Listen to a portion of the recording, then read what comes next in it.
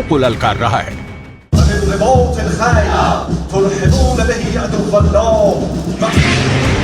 युद्ध की ऐसी ललकार, ऐसा गुस्सा, आप इस इलाके को पश्चिम एशिया कहकर बुलाइए, इसे खाड़ी कहिए या फिर मिडिल ईस्ट, नाम कितने भी हों, लेकिन इस वक्त यूक्रेन के बाद दुनिया का सबसे खतरनाक इलाका कोई है तो वो यही जमीन है। पिछले 4 दशकों से यह इलाका युद्ध देख रहा है और अब एक बार फिर यमन और ईरान ने अपनी परेड दिखाकर बता दिया है कि इजरायल और अमेरिका के खिलाफ उसका युद्ध किसी भी वक्त शुरू हो सकता है। एक तरह से कहा जाए तो यमन और ईरान ने मिलकर डबल धमाका कर दिया है। जब से यमन और ईरान ने बैक टू बैक 2 परेड निकाली है, इसे इजरायल के खिलाफ निकाली गई तबाही की परेड कहा जा रहा है। इसे देखकर इजरायल से ज्यादा अमेरिका घबरा गया है, क्योंकि यही अब 2 दुश्मन हैं जिनसे ईरान अपना हिसाब बराबर करना चाहता है। हमास को लेकर यमन और ईरान के साथ अब सऊदी अरब से लेकर कतर और मिस्र सभी एक प्लेटफॉर्म पर आ चुके हैं। सऊदी अरब से दोस्ती के बाद ईरान के सामने अब सिर्फ 2 ही बड़े चैलेंज हैं। ये हैं इजरायल और अमेरिका। बहुत गौर से देखिए ईरान के राष्ट्रपति इब्राहिम रईसी ने इजरायल और अमेरिका के लिए क्या कहा।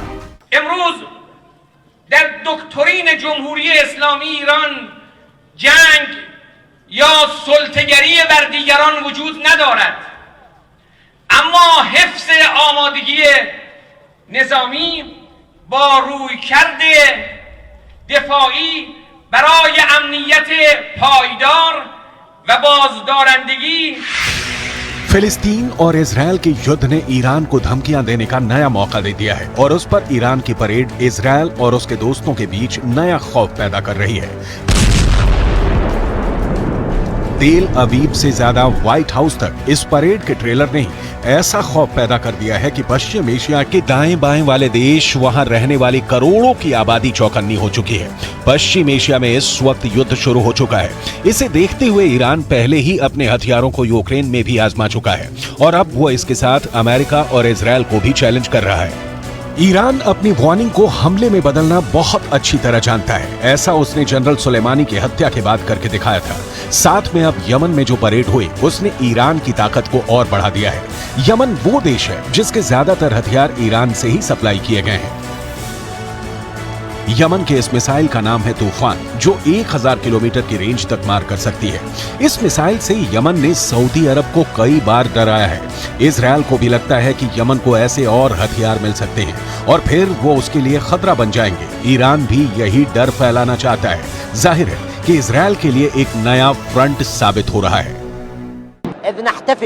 إذ نعزز ونقدم رسالة مفادها أننا شعب يمني جاهز للسلام العادل والمشرف، لكننا في نفس الوقت أيدينا على الزناد لمواجهة أي عدوان وأي اعتداء على بلدنا أو استمرار في قمع شعبنا والاعتداء عليه।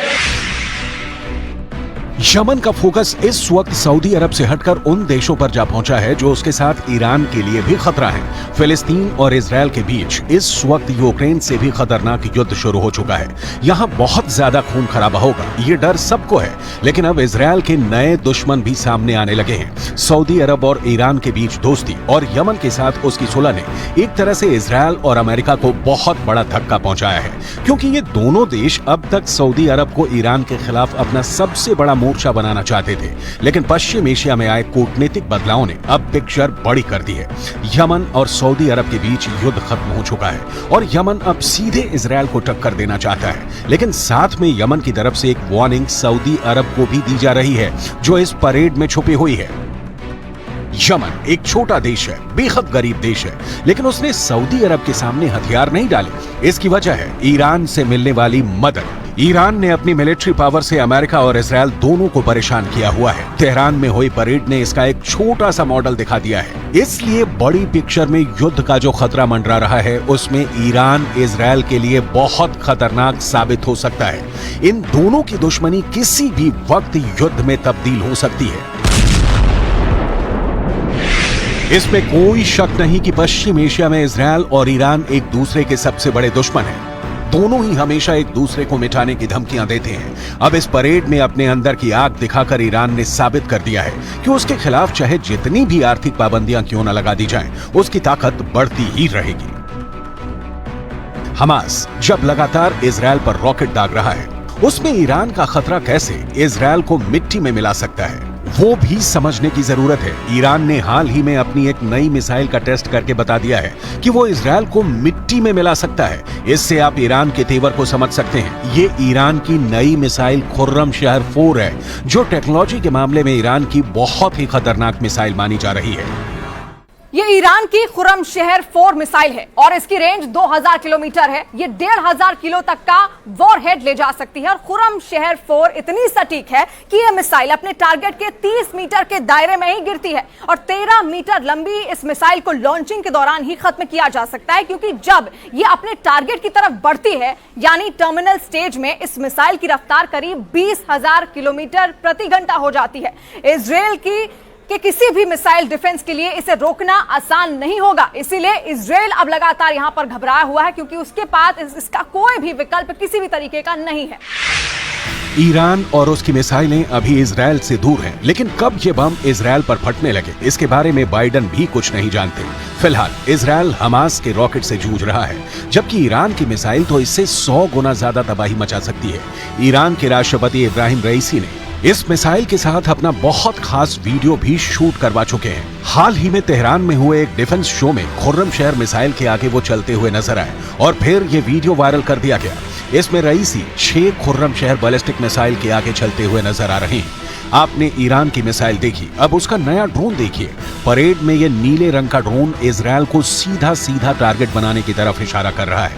हाल ही में इस ड्रोन को लॉन्च करके ईरान ने अमेरिका और इजरायल को बहुत बड़ी वार्निंग दे दी है। इस ड्रोन को दिखाकर ईरान ने अपने दुश्मनों का हाथ काटने की धमकी दी है। ईरान ने कहा है कि उससे जो टकराएगा उसका हाथ कलम कर दिया जाएगा।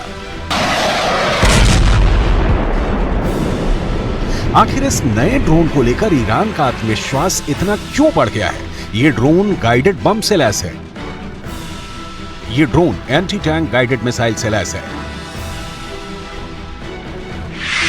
इस ड्रोन का नाम है मोहाजिर 10 और यही ड्रोन पूरी दुनिया को दिखाकर ईरान ने 2 देशों को बहुत ही खतरनाक चुनौती दे दी है। एक है अमेरिका और दूसरा है इजरायल। दोनों ही ईरान के कट्टर दुश्मन माने जाते हैं।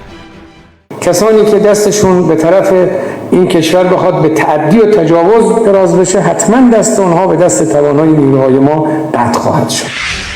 क्या यही ड्रोन इजरायल पर भी हमला कर सकता है? ईरान की राजधानी तेहरान में जब ये ड्रोन दिखाया गया तो वहां के राष्ट्रपति का आत्मविश्वास देखने लायक था।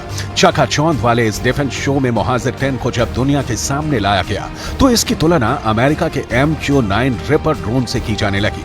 MQ-9 जिसे प्रीडेटर बी ड्रोन भी कहा जाता है। ये वो ड्रोन है जिसने अमेरिका ने अफगानिस्तान और पश्चिम एशिया में अपने बड़े बड़े टारगेट को खत्म किया है। इसमें अल-कायदा का चीफ अल जवाहिरी भी शामिल था। लेकिन अब इसी ड्रोन की नकल बनाकर ईरान अमेरिका को चैलेंज कर रहा है। ईरान और इजरायल की दूरी 1800 किलोमीटर है और ईरान का दावा है कि मोहाजिर 10 2000 किलोमीटर की रेंज तक हमला कर सकता है, यानी ये इजरायल तक एक तरफा उड़ान भर सकता है और वहां एक कामिकाज़े ड्रोन की तरह हमला कर सकता है। इसी बात को लेकर अमेरिका और इजरायल घबराए हुए हैं। मोहाजिर 10 ड्रोन की रेंज 2000 किलोमीटर तक है। ये 24 घंटे तक आसमान में मंडरा सकता है और सबसे बड़ी बात यह कि मोहाजिर 10 ड्रोन 300 किलो वजन तक की मिसाइल और बम लेकर उड़ सकता है। ईरान के ड्रोन की रेंज बढ़ती जा रही है और अब इसकी जद में पश्चिम एशिया के वो इलाके भी आ रहे हैं जहां अमेरिका के अड्डे हैं और वो इस ड्रोन को लेकर काफी बौखलाए हुए हैं। ईरान एक ड्रोन पावर है और दुनिया ये बहुत अच्छी तरह समझ चुकी है कि ईरान से युद्ध करना आसान नहीं है। पश्चिम एशिया में ईरान ने अपने ड्रोन पावर की बदौलत ऐसा दबदबा कायम किया है कि इसका खौफ इजरायल तक नजर आता है। इजरायल इस वक्त हमास से मिले झटकों से उबरने की कोशिश कर रहा है। उसकी फौज इस वक्त गाजा के आसपास तैनात कर दी गई है। लेकिन क्या इजरायल ईरान जैसे खतरों से लड़ने के लिए तैयार है? ईरान की ऐसी ही ड्रोन पावर को काउंटर करने के लिए इजरायल अब लगातार अपने आयरन डोम जैसे मशहूर एयर डिफेंस सिस्टम को लगातार अपग्रेड करने पर मजबूर हो गया है। मोहाजिर 10 ही नहीं, ईरान अपनी ड्रोन इंडस्ट्री को लेकर अब बहुत ज्यादा आक्रामक हो चुका है। ईरान जानता है कि जब तक उसकी ड्रोन और मिसाइल पावर मजबूत है, ये बात मायने नहीं रखती कि उसकी कमजोर एयरफोर्स इजरायल और अमेरिका के खिलाफ कैसे काम करेगी। دیروز به عنوان یک کشور مصرف کننده و محتاج نگاه دیگران، امروز به عنوان یک کشور تولید کننده و به عنوان یک کشوری که میتونه بالاترین سخنها رو در صنایع دفاعی و نظامی داشته باشه. मुहाजिर 10 ईरान के ड्रोन मुहाजिर 6 का नया वर्जन है और अब इसमें पुराने वर्जन के मुकाबले 2 गुना ज्यादा फायर पावर है। अमेरिका का तो ये भी इल्जाम है कि ईरान अपना मुहाजिर 6 ड्रोन रूस को सप्लाई कर चुका है, जिससे यूक्रेन में लगातार हमले किए जा रहे हैं। ईरान का नया ड्रोन मुहाजिर 10 पुराने वर्जन मुहाजिर 6 के मुकाबले काफी बेहतर है और अब उसकी यही ताकत इजरायल से लड़ने के लिए उसका नया हथियार बन चुकी है, जिसका नया टारगेट इजरायल बन सकता है।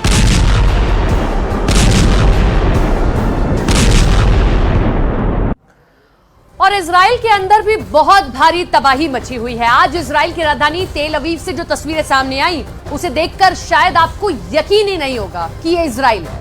इजराइल में आज चारों तरफ सिर्फ दहशत का मंजर नजर आ रहा है। पूरे इजराइल में सायरन बज रहे हैं और हर कोई डरा हुआ है इन सायरनों को सुनकर। वहीं दूसरी तरफ हमास के नियंत्रण वाले गाजा पट्टी में जनाजे ही जनाजे निकल रहे हैं।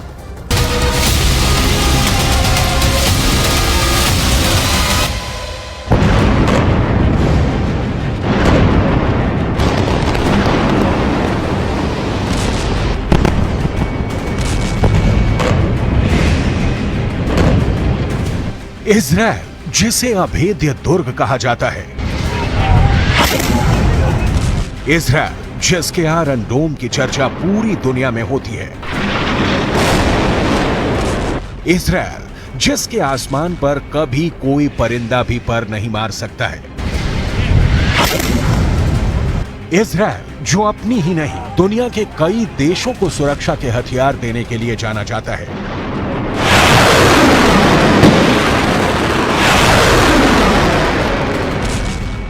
इजरायल जिसके हथियारों की ताकत के भरोसे कई देश चैन से सोते हैं,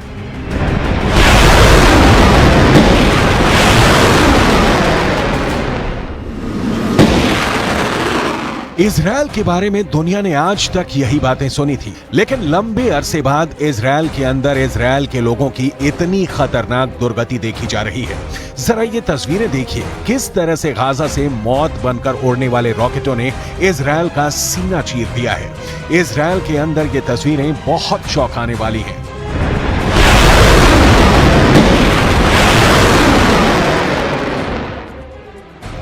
आज पूरी दुनिया में सवाल ये पूछा जा रहा है कि आखिर आयरन डोम का कवच होने के बाद भी इतने बड़े पैमाने पर रॉकेट इजरायल के अंदर हमला करने में कामयाब कैसे हो गए।